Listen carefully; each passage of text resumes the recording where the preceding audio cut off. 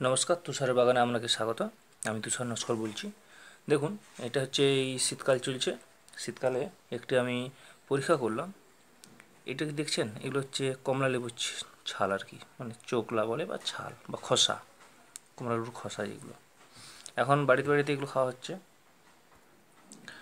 এখন জবা গাছ, বেগুন গাছ এবং নানা রকম ছোটো ছোটো টবে যাদের ছাওয়া অঞ্চলে থাকে যে গাছগুলো, সেগুলো দেখবেন মিলিবাগ বা আপনার হচ্ছে দই পোকা ভর্তি হয়ে গেছে, নাজেহাল। এবং রাসায়নিক সার একতারা যদি এনে আপনারা দেন, সঙ্গে সঙ্গে ছেড়ে যাবে।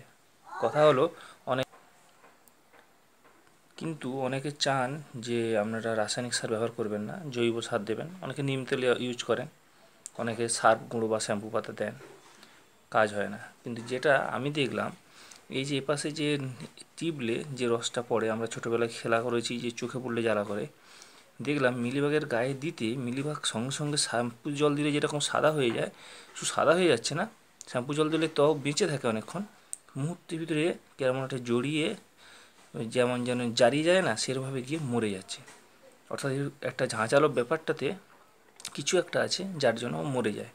আপনারা একটা কাজ করতে পারেন, এই খোসাগুলো না ফেলে একটু পেস্ট করে নিয়ে যদি স্প্রে করে দেন গাছে, দেখবেন আপনারা উপকার পাবে, মিলিবাগ চলে যাবে।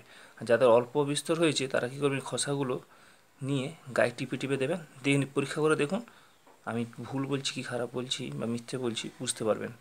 সত্যি উপকার হচ্ছে, মিলিবাগ মরে যাচ্ছে।